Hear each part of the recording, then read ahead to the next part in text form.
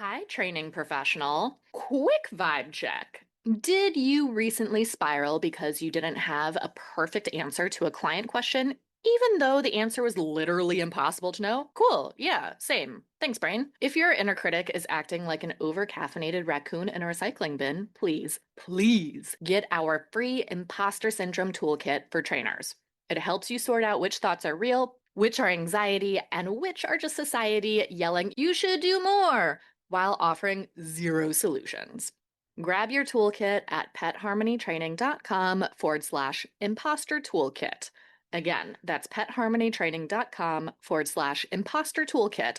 Go rescue your brain. Everybody throughout their life at some point, and usually at multiple points, will experience a period in time when your needs and your pet needs seem completely at odds. And we need to talk about it. It's something that we need to address because this is something that can really contribute to burnout. It can really contribute to like the degradation of your relationship with a pet. I know I personally have experienced that with both Bundini and Kaya because I can't meet their needs the way I want to for a variety of reasons. It almost like sometimes I get into this avoidance state of like, I can feel myself emotionally detaching from them because I can't meet their needs the way I used to. I can't meet the needs the way I would prefer to. They are still fine. They have a good quality of life. And also, I don't have the relationship with them that I would prefer to have if circumstances were different.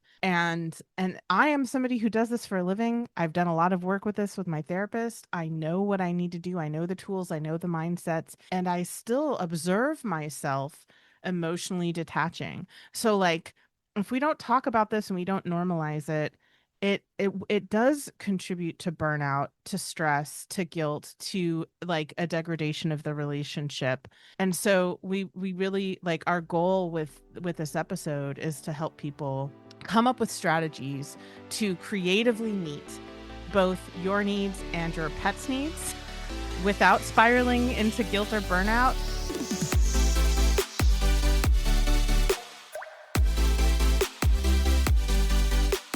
Welcome to Enrichment for the Real World, the podcast devoted to improving the quality of life of pets and their people through enrichment. We are your hosts, Allie Bender. And I'm Emily Strong. And we are here to challenge and expand your view of what enrichment is, what enrichment can be, and what enrichment can do for you and the animals in your lives. Let's get started.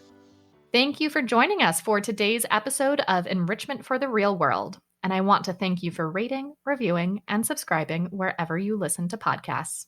In this episode, Allie and I talk about how my new nickname for Allie is Humpty Dumpty, how Allie was surprised by how many people showed up for her when she was Humpty Dumpty, how playing whack-a-mole with my health ended up being a bad strategy. Who knew? And also how big problems often need small solutions. All right, let's get to it. I have to tell you, Allie, I am unreasonably excited to be doing a podcast episode with you again.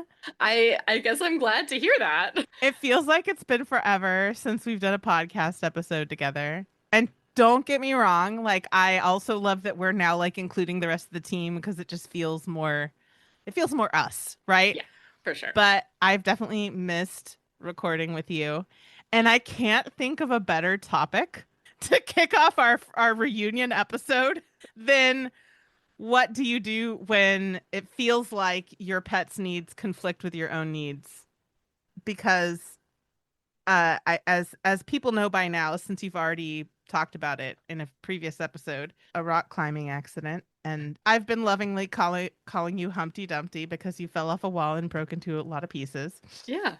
And so you legit had a very long period of time where legitimately your needs and Oso's needs were mutually incompatible. Yes. Yeah. When I'm forced to stay in a hospital, I can't take care of my dog.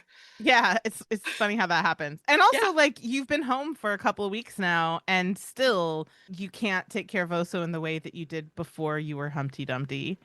Yes. So this is like what we're going to be focusing on today is that like legitimately there are times when our needs are mutually incompatible with our pet's needs, or when they seem like they are mutually incompatible. And we need to normalize that tension of conflicting needs and talk about practical ways to manage those situations and how we get through it and how to actually discover that they may not be as mutually incompatible as we thought. So can we start off with you talking about what Oso's care has looked like since you broke all your bones? Ellen, if Ellen were here, she would be so appalled that I'm just like being super casual about this really traumatic event that happened to you.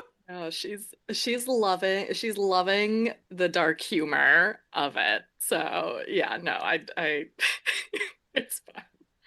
I think the funny thing is I only broke well, I guess technically three. I don't count the tail, but like hairline fracture, that who cares? I only technically broke two things, but But they were big bad breaks, and the dislocation was a big bad dislocation. It was real nasty. yeah. Yeah, so it's been really interesting to say the least. So, and one of the things is both his and my needs have drastically changed in the last what were 2.5 months since all of this has happened. So I'll talk first hospital versus home because obviously when I was in the hospital I physically could not be there to care for Oso. And we know that me being gone is a stressor for him.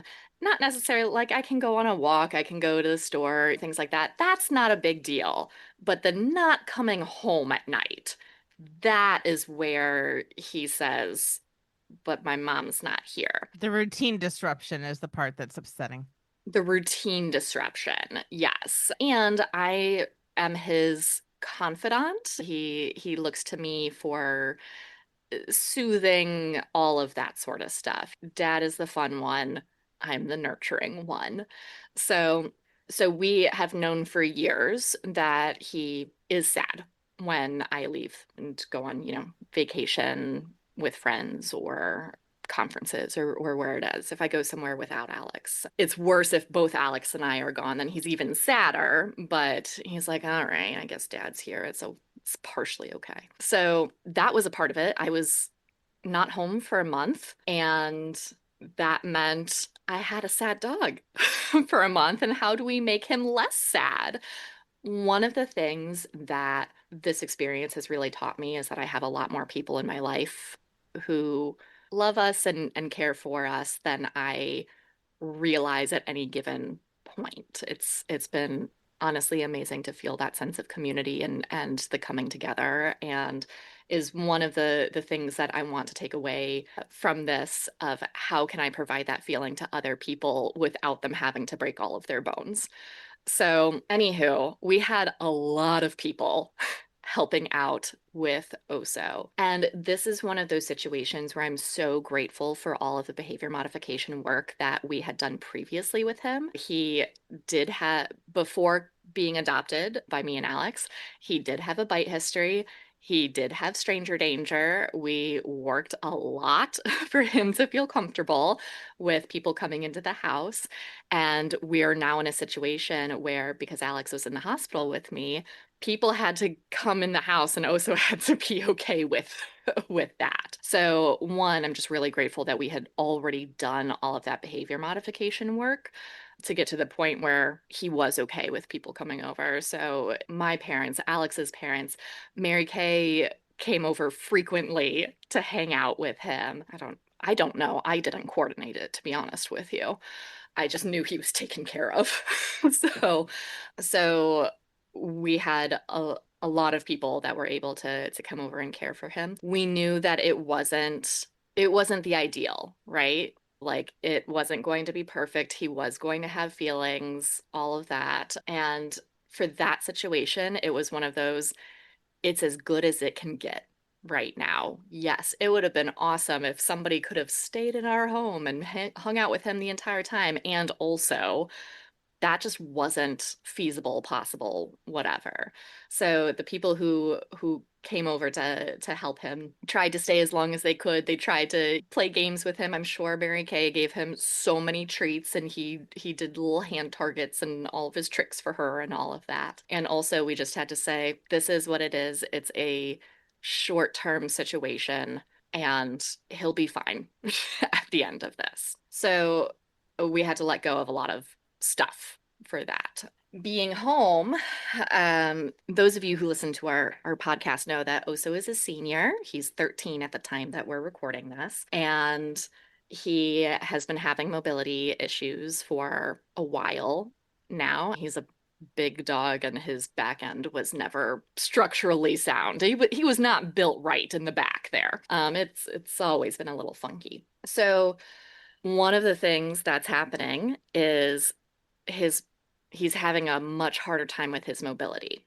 Whether that's because he wasn't getting the same level of treatment while I was in the hospital, or it's a natural, just like this would have happened regardless, we have no idea. And I'm not going to blame myself or anybody for the decisions that we had to make when I was in the hospital. Being home, though, has been hard when I physically cannot help with his mobility. So and Emily, I haven't actually told you this yet. On Tuesday, both Alex and I had doctor's appointments, and I said that Oso just felt left out and that he should go to the doctor too that day. And Alex did not appreciate that joke at that moment, but he was having a really hard time on Tuesday, like trembling through the shoulders, regurgitated water, like couldn't get comfortable. Every time like he started to relax and the shoulder trembling started and would wake him up, like he just couldn't get comfortable, couldn't sleep, anything like that. And so, we called the vet. They're like, monitor, we'll get him in tomorrow. Because of course, this happened after we came home from our doctor's appointments, and and we can't get an appointment for that day for our vet because it's like 4 o'clock. And they were like, but if it gets worse, emergency vet. And so Alex started prepping his dinner, and we watched Oso sit up, think about standing, and then just lie right back down. And we were like, nope, that's it. Emergency vet it is. And he refused dinner as well. So yeah, so after all of our doctor's appointments, we spent 5 hours at the emergency vet. Because of course they had actual emergencies that they had to handle before us. And one of the hardest things Oso has been needing more help with his hind end. Thankfully, we have the Help Him Up harness. We have been using it for quite a while at this point. He is used to it. He's trained for it, all of that good sort of stuff. And Alex has been having to, on Wednesday, the day after, just hold his hind end up as Oso's walking around the yard looking for a place to pee and all of that. I obviously can't do that. And so one of the things that has been hard is we've been having to not change schedules, but really dig deep into schedules to make sure that somebody who is physically able to help Oso is here, not just a warm body who can help him. So that has been really, really hard of not being able to physically do it. And yes, there's like, guilt isn't the right word for it, but I don't have a better word. I would call it grief. Grief is a good word. Like, I feel grief. I feel helpless watching him struggle, and I can't do what he needs me to do for that. So yeah, it's been a journey for many reasons since I've been home. Yeah, thanks for sharing all of that, because I think this is something that a lot of people need to hear, that there will always be not okay, let me rephrase that. It's not that you will always be in the state, but everybody throughout their life at some point, and usually at multiple points, will experience a period in time when your needs and your pet needs seem completely at odds. And we need to talk about it. It's something that we need to address, because this is something that can really contribute to burnout. It can really contribute to like the degradation of your relationship with a pet. I know I personally have experienced that with both Bundini and Kaya, because I can't meet their needs the way I want to for a variety of reasons, it almost like sometimes I get into this avoidance state of like, I can feel myself emotionally detaching from them because I can't meet their needs the way I used to. I can't meet the needs the way I would prefer to. They are still fine. They have a good quality of life. And also, I don't have the relationship with them that I would prefer to have if circumstances were different. And I am somebody who does this for a living. I've done a lot of work with this with my therapist. I know what I need to do. I know the tools, I know the mindsets, and I still observe myself emotionally detaching. So like if we don't talk about this and we don't normalize it, it does contribute to burnout, to stress, to guilt, to like a degradation of the relationship. And so we really like our goal with this episode is to help people come up with strategies to creatively meet both your needs and your pet's needs without spiraling into guilt or burnout, and also how to like breathe through the moments when you just recognize that things have to be a little less than perfect, right? Or even a lot less than perfect. And I think something that I think there are two logical fallacies that really come to play a lot in these situations, and being aware of them can be really really helpful.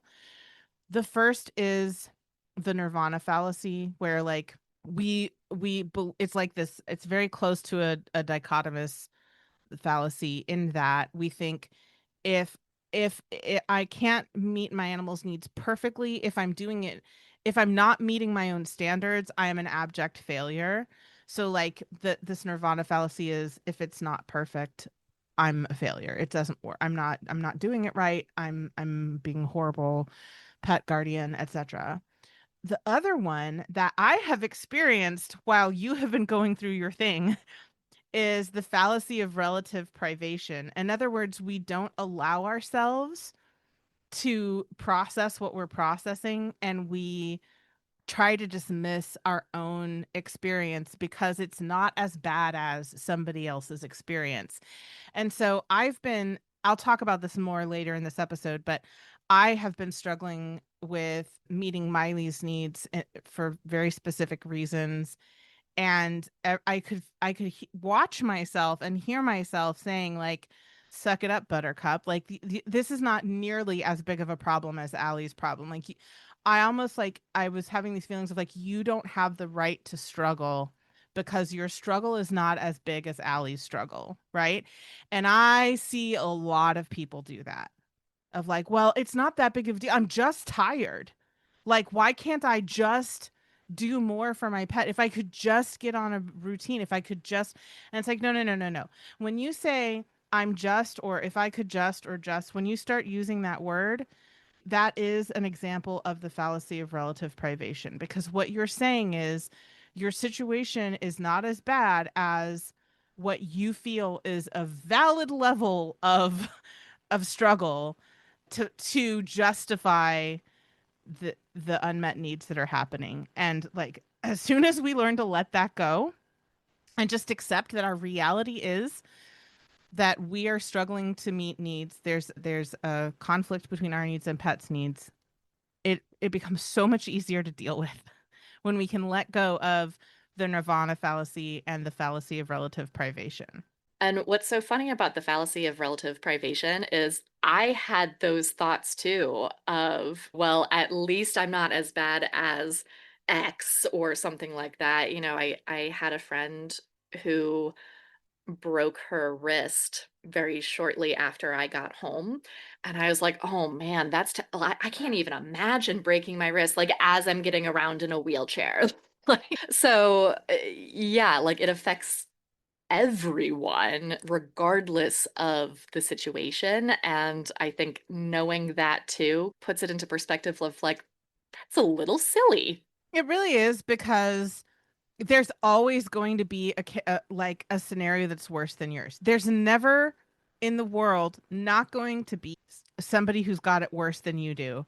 And that is even true for the person, like if we were to somehow like create a rubric to objectively assess what the worst situation actually looks like, that person who's having that experience, there are going to be other people who have that experience in another part of the world, but you look at that other person's experience and you're like, well, they're worse because I'm not familiar with how to cope with the garbage they're going through, right? So like that we have to be careful because like we still do need to be aware of our privilege and acknowledge it and be grateful for what we have. And I'm not the fallacy of relative privation is not negating any of that. But at the same time, if our feelings of guilt or dismissing our own experience because we feel like we don't have a right to our experience because somebody else has got it worse, if that is getting in the way of us being able to handle our situation and being able to move through it, then it is not serving us well. That's not the same thing as being grateful for what we have. You can be grateful for what you have and also acknowledge that you're going through a really hard time. Yeah. And we just talked about that in the gratitude, but not the toxic kind episode. It's almost like we've got a recurring theme. It's weird. It's funny how that works. So, so yeah, I think where we can start with this is like just stop, pause, check your assumptions. Like, what rules do I have in my head that are preventing me from thinking creatively? And I would say step one of that is stop beating yourself up. You can't be creative if you are abusing yourself. Those two things are mutually incompatible, right? So let go of the fallacy of relative privation, let go of the nirvana fallacy, and just explore the small changes that you might be able to make to meet both needs, right? So I'm going to now talk about my experience, the one that I was feeling I didn't have, that wasn't valid enough, that wasn't bad enough to merit my experience. I was dismissing my own experience. So I actually wrote a blog about this. If you've read that blog and this is redundant, I apologize. But I neglected my feet for a very long time because I have so many chronic issues, and I always feel like I'm playing whack-a-mole with like what medical issue needs the most attention in the moment. And it's really frustrating because there's genetic basis for these issues, so they're always going to be with me, and I can definitely do a lot of things to mitigate them, but it's never going away. And so because that is my reality, I tend to ignore the rest of my body that's not the whack-a-mole du jour. And as a result of that, I didn't notice that my feet were getting worse until one day I got up from my desk and I couldn't walk to the bathroom because my feet hurt so bad. I was crawling to the bathroom. And as I'm crawling to the bathroom, I went, this isn't normal. People should be able to walk to the bathroom. I think this is a problem. I should probably do something about this. So I went to the doctor, and diagnostics happened and conversations happened, and I had bilateral plantar fasciitis and Achilles tendonitis. And my doctor, who is a delight, she pulls no punches. She's like, you have a connective tissue disorder. Why did you let it get this bad? I was like, oh, okay. So I had to be off my feet. She basically made me stop doing all of the exercises I had been doing to move my body. And I had to move to chair yoga. But that also meant I wasn't allowed to take Miley on adventure walks. And Miley is a teenage Basenji. So you can imagine how well that went over with Miley.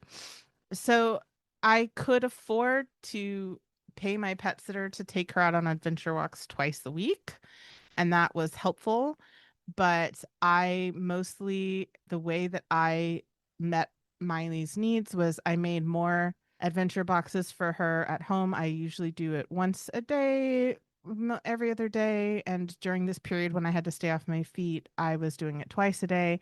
And also, I would take her out on her long line, sit on the front porch, and play find it with her and just toss the food as far as I could so that she's running around the yard on our long line, sniffing and finding food and getting to run around, and I'm just sitting there. And that helped a lot. It was to the point that she could mostly handle life.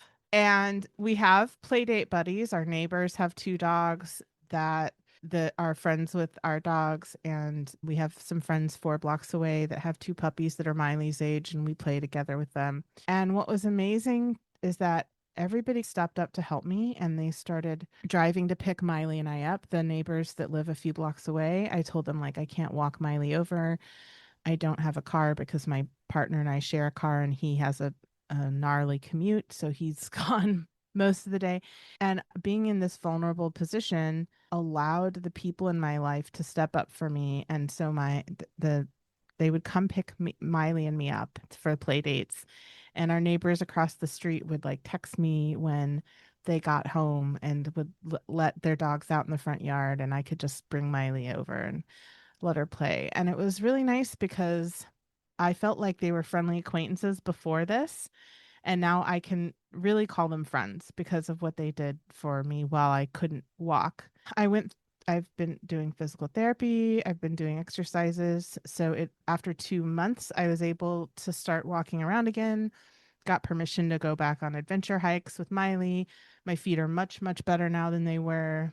And so it has gotten better, and I have been able to return to mostly our old schedule, and it's gotten easier with Miley. She's less amped up because we've been able to like do those things, but I would not gone through I don't know what would have happened to Miley's behavior if I hadn't found ways to adjust what I was doing, and if I hadn't had a community that stepped up and helped me.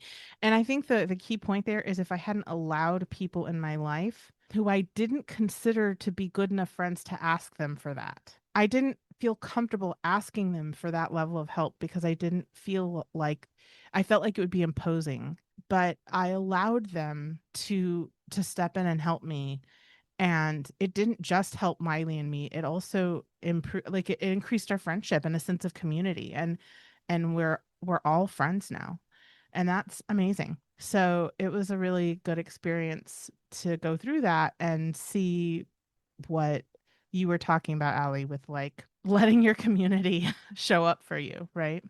Yeah. I I was going to say like that's such a strong parallel in our experiences. And I think the way you worded it was perfect of letting people help. It's I think both you and I struggle with asking for help for ourselves, especially for ourselves. And that's a skill that I know I'm still working on. I've grown a lot with that skill in the last 2.5 months, I will say that. But one of the things that I found was it was so much easier to ask for help for Oso than it was for myself. And and everybody, y'all, my dog is legitimately cool and great. Like I know everybody says that, but like he truly is. And everybody who meets him loves him so much. He's oh so perfect. He's also perfect and also handsome. And so honestly, like when I had to ask people to come over for him because I wasn't able to get him outside. We have 3 stairs going down to the back door, and there was a time where I could not walk up and down stairs while I was home, and so I couldn't let him outside. So if Alex had a full 8-hour day, then Oso would not have been able to go out. And so when I had to start asking people like, "Hey, can you come over around 1 to let Oso out?" People were really excited about it, and that helped me feel like I wasn't imposing too, but it also made me realize like people do like to help. Like if they're available, then and you can make it work and you can figure it out, then it's okay. Like it's okay to ask for that. It is. And I'll tell you, I had major FOMO that the rest of the team was able to like go to your house and go to the hospital and like show up for you in tangible ways. And all I could do from Seattle was just like ship you things. I was like, I want to help more. It's not fair. Your notes were amazing though. I have all of them. I'm glad that you enjoyed them. I delighted in creating those little notes for each of your gifts. Yeah, so I think that's the thing is we are so afraid of imposing on people, but the reality is like I think most humans want to help. They want to be in community. They want to show up. They want to feel like they are doing good, especially when you're in crisis, like you were, Allie. Like people want to step up in a crisis. And if you're having a hard time believing that, I have a book for you to read. The book is called A Paradise Built in Hell by Rebecca Solnit. The subtitle is The Communities That Arise in Disaster. And Rebecca, for this book, did a lot of research in how when crisis happens, popular fiction likes to depict us as all like turning into monsters, that all like each man for himself type of mentality. But that's not actually how human behavior has like in reality, that's not how humans actually behave. That actually in times of crisis, people are at their best. They show up, communities get band together. And she has a lot of like really beautiful examples of that in that book. So just saying, if you're having a hard time believing that, and that is valid because literally like the world is on fire right now. So I get like cynicism is a reasonable response to our current situation. And also Allie's experience is a good example of how that's not how we actually behave in crisis. So I think that's step one is like let people help you.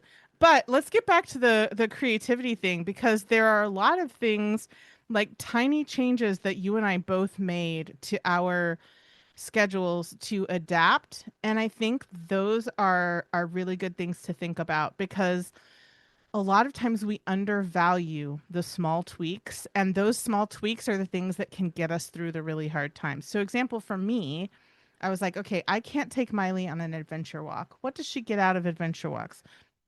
Running around like a little chaos goblin and sniffing things, following scent trails, doing that. How can I allow her to run around like a chaos goblin and sniff things and follow scent trails when I can't walk with her? Well, the obvious example would be let her out in the yard and do that. But then I was like, oh, I can't do that in the backyard because we have this deck that leads down to the yard. So I can't I can't navigate those stairs. And the front yard, Miley can get out. It's not a real fence. So then I was like, okay, well, if that's the problem, how do I solve that problem? And I was like, ding, long line, right? That's how I figured out what Miley needed and how to meet those needs in a different way, and what my barriers were, and then what I needed to do to overcome that barrier. And that's how I came up with sit on the porch with a long line, toss treats on opposite sides of the yard all over the place. So she's got to run around and find food. Allie, what about you? What are some small changes that you made? Hmm. So some of the small changes just had to do with the logistics of how to do things. So one of the things that happened while I was in the hospital was Oso's nails got longer. Nobody was doing them. I didn't ask anybody to do them. Alex did occasionally, and also he was working and in the hospital with me and he had other things to do besides Oso's nails. So came home, Oso's nails were longer because I was the one who does them. And I was like, okay, well, how do we do his scratch board when I can't do it the way that I normally do it? I normally sit on the ground with him, and that's how we do the scratch board. I couldn't sit on the ground. So I was like, okay, how do we do this then? The first time Alex held the board, I did the clicking and treating for it. And that was fine, but the problem really with that is it's like, okay, we both have to be available for it. And a lot of times I would just do his nails when I had a few minutes in between meetings or just needed a break from something throughout the workday. And so I was like, I really want to be able to do this myself. I was like, okay, well, what if I'm in my wheelchair? I can bend down and touch the floor, and I just hold the scratch board on my feet. He shouldn't be able to like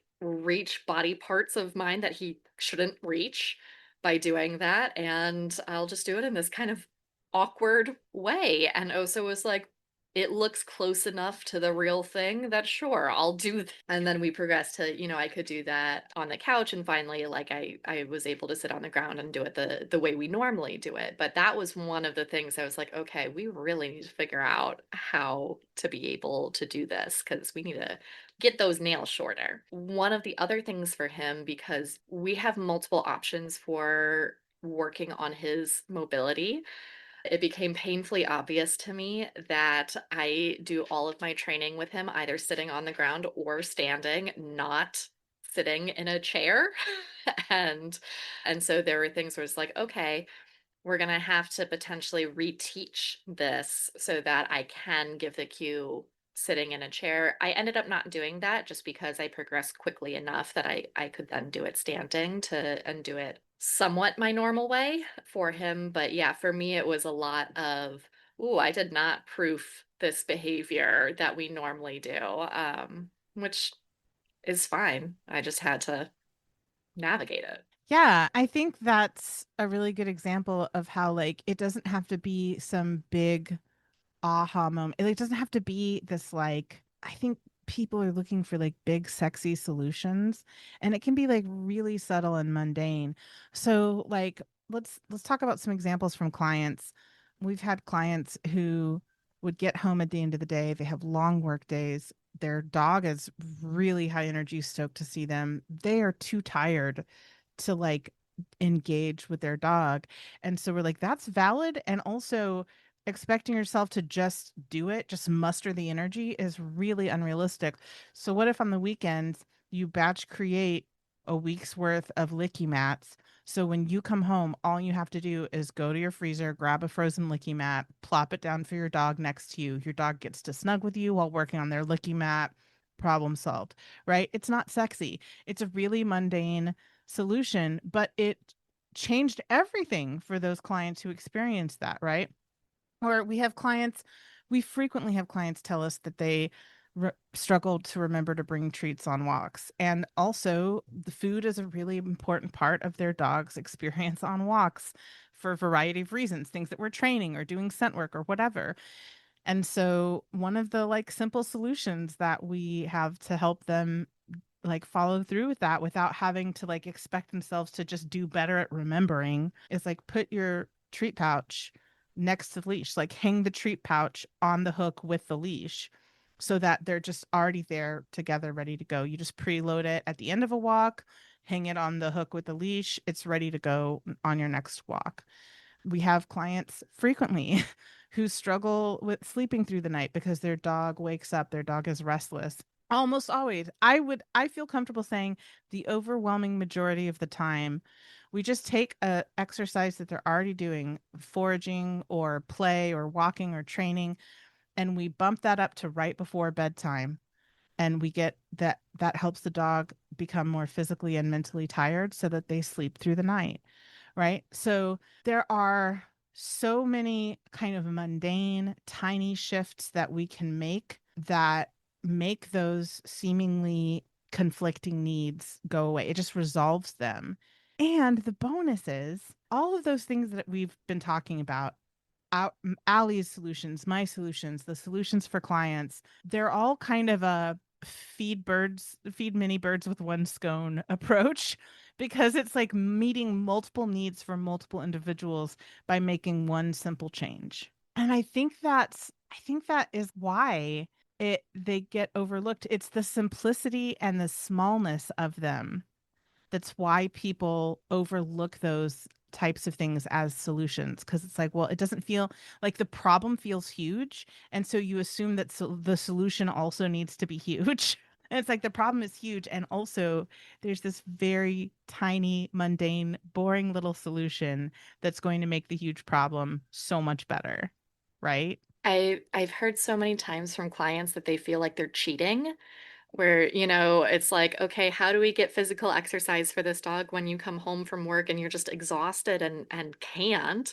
You can sit on the couch and watch TV and chuck treats down the hallway, and your dog is running after them and sniffing and foraging and doing all the things. And You're lying on the couch watching TV, which is what you would have been doing anyway. And I've heard so many clients say that they feel like they're cheating with those types of solutions. I don't know what it is about our society that we really want to make things difficult when we don't have to. It's like when you have too much privilege and your life is too easy, you need to find ways to make it harder. Right. Right. I don't want to make the assumption that that's true for everybody. I'm not casting a blanket statement. I was joking because it's sometimes true, but it's not always true.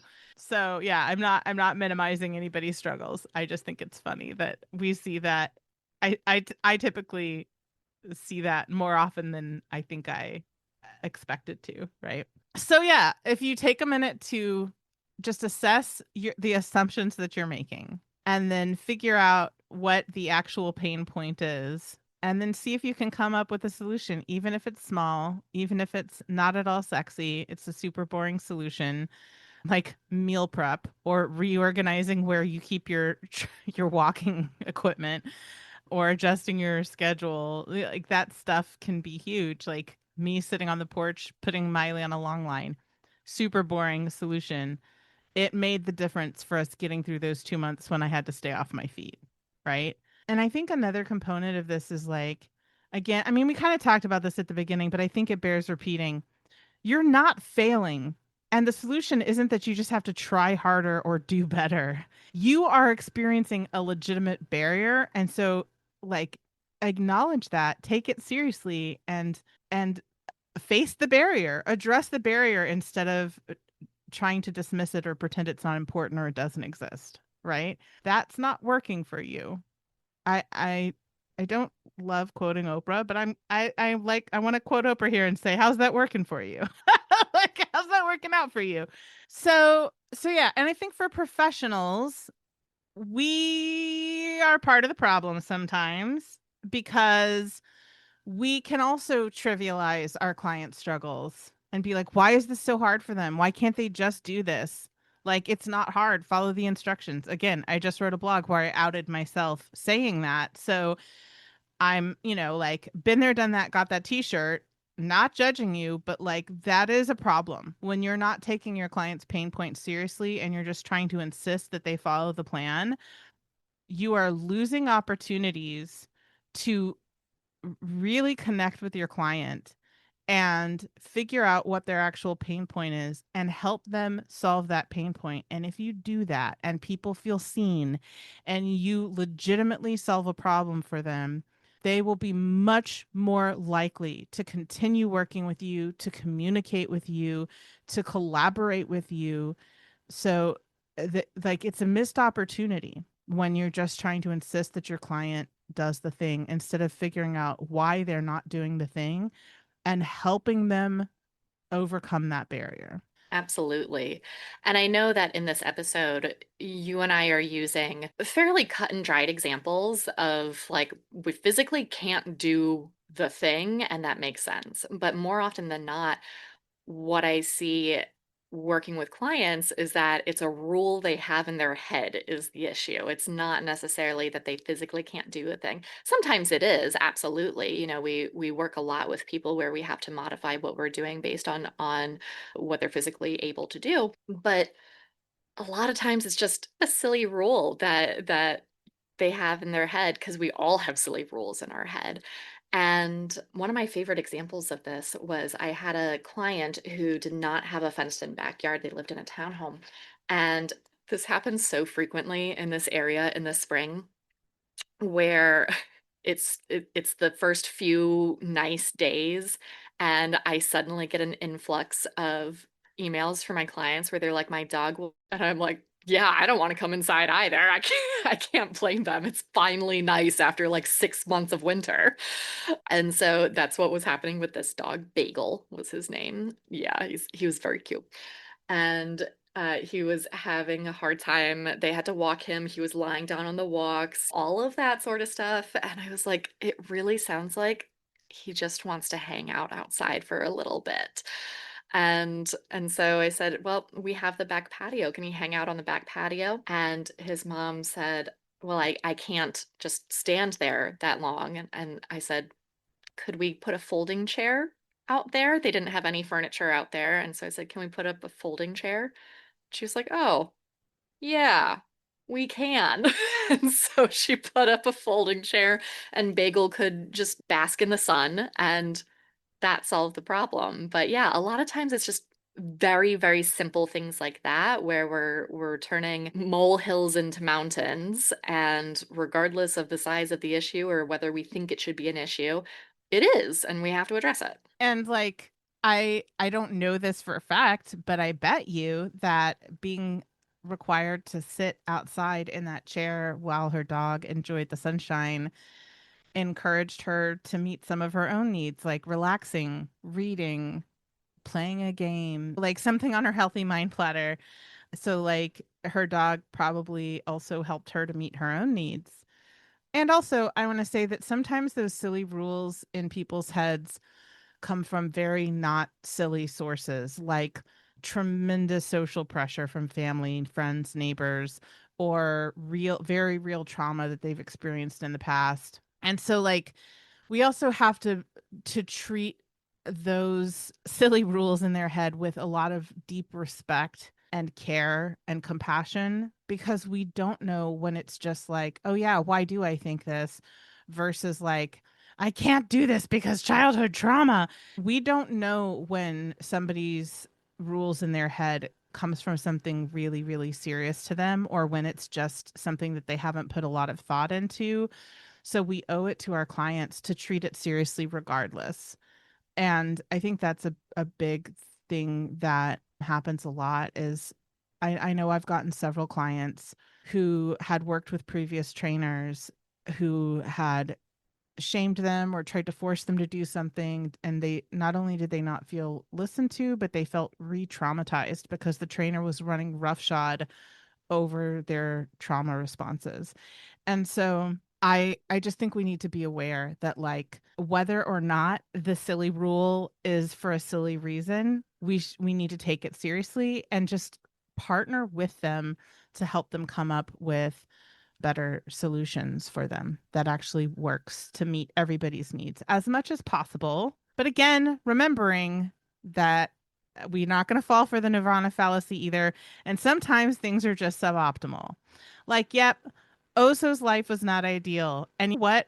Allie's life in the hospital with multiple broken bones and a really bad dislocation, also suboptimal. So like why does Oso deserve a better experience than Allie? Right? We're all in this together. We're all going through suboptimal experiences together. And that's okay, right? So to recap, conflicting needs are normal. We need to normalize them. We need to not trivialize our own experiences, just accept them. Creativity and small adjustments can make them manageable or can actually just be a full solution so that everybody's needs can be met. We're going to pause and identify our assumptions. We're going to identify what the barrier is, come up with creative solutions for the barrier. And oftentimes that means asking for help from our community. Even people that you may not think you can ask because you're not good enough friends, ask them anyway. All right. I've already mentioned that I wrote a blog about a similar topic. We've had multiple podcast episodes on similar themes. All of those will be in the show notes. Recommend that you check them out because I think they're going to help flesh out these concepts. And of course, we're always here if you want to work with us. That's like literally what we do for a living. So we're happy to help you if you need help. Any final thoughts, Allison J. Bender? I do have a thought. It's forming. Stand by. Mix those flour and eggs together. You got this. It's happening. I got it. It's here. It's here. It's not eloquent, but it's here. Really, my final thought is I want to highlight something that you said of we're going through this suboptimal thing together. That mindset shift of it's not just me who is going through this, it is all of us who are going through this. That has helped a lot to let go of the pressure, to let go of the guilt, to say like it's okay that I can't do that because we are figuring it out. So that has been really helpful. And I think so often, especially when it feels like our needs are diametrically opposed to our pet's needs, it we turn it into like an us versus them situation. And it's like, no, we're all experiencing the same thing, just different sides of the same thing, and let's figure it out. Yeah. I feel like I keep harping on this, and but it's just so true. Like keep quoting Cassidy Jones from whenever she was on the podcast back in the day. Community is going to be the thing that saves us, right? Lean in. And I'm going to out myself. Very quick sidebar. I believe that. I teach it. I practice it. And still, a few days ago, Ellen was like, for somebody who's so pro community, I've never met anybody who silos information like you do. And I was like, say more. What do you mean? And she's like, well, you find these resources and you come up with these solutions and you don't share them with everybody. You just do it. And I'm like, oh my God, you're right. Like I didn't even realize, because I'm just like in work mode. And when I'm in work mode, I problem solve and then I chunk. And then I've talked about my task amnesia in the past. Like as soon as I solve a problem and the task is done, I immediately forget it ever existed to begin with. And Ellen helps me to realize that me not pausing and marking that as a solution that worked for me, that will probably also work for other people, was a way that I was not practicing what I believe and what I preach of like cultivating community. So since she told me that, I have been much better about being like, I found this resource. Look at this thing, y'all. Here's a handout. The reason I'm saying that, which seems totally unrelated, is because building community is an iterative process, just like any other skill.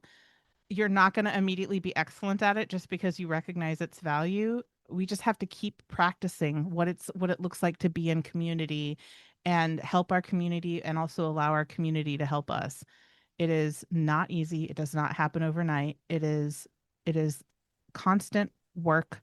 Just like you have to brush your teeth every day, you have to move your body every day. Building community takes practice and persistence.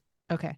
Well, now I don't know how to end the episode. Damn it. Why are you apologizing? I was the one who just like went on that like random sidebar. So, moral of the story, be kind to yourself, treat yourself with grace, get creative, and lean on the people who are much more willing to help you than you think they are. I hope you enjoyed today's episode, and if there's someone in your life who also needs to hear this, be sure to text it to them right now. If you're a pet parent looking for more tips on enrichment, behavior modification, and finding harmony with your pet, you can find us on Facebook and Instagram at Pet Harmony Training. If you're a behavior training professional dedicated to enrichment for yourself, your clients, and their pets, check us out on TikTok and Instagram at Pet Harmony Pro. As always, links to everything we discussed in this episode are in the show notes. Thank you to Ellen Yoakum for editing this episode and making us sound good. Our intro music is from Penguin Music on Pixabay. Please rate, review, and subscribe wherever you listen to podcasts. That helps more pet lovers and professionals find us so they can bring enrichment into their world too. Thank you for listening, and here's to harmony. All right. Now let's just hope that the Zoom god smiled down on me and recorded these audio files separately, because if I send Ellen a single file again, she might murder me. Yeah, and you live near her. Like so it's she not, can murder yeah, me. it's not hard. I It's mean, not hard. Yeah. she'd have to leave the house though, and so like she would have to weigh, is it worth it to murder Emily when I have to leave the house? Yeah. Right. She could send a skilled assassin. She could. Yeah. I don't know. Ellen has a lot of like surprise skills that you like don't know about until all of a sudden she's showing that she's got these skills. So she might actually know how to hire a skilled assassin. You know what? If anybody could figure it out, it would be her. That's true. All right. Well, this is in the recording so she can hear all of this. We love you, Ellen. Ellen, please don't kill us. Don't murder me if this comes out as a single audio file. I tested and tried to do the thing. So I'm just saying, if it didn't work, it's Zoom hates me. All right, here we go. Let's find out.